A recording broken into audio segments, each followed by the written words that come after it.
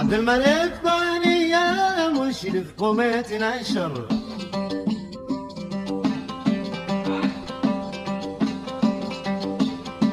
إن شفت شي في طريقك وعقبك شله، إن كان عادك قريب جيب أضياء الموتر، إن كان عادك قريب جيب أضياء الموتر، إذا دخلت المدينة حمله كله،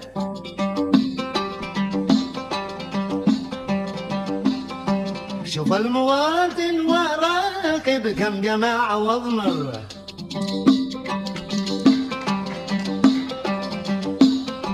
واحسب في اليوم كم ربحه وكم دخله، وكم يبيع القبيل وأيش ذي وفر، وكم يبيع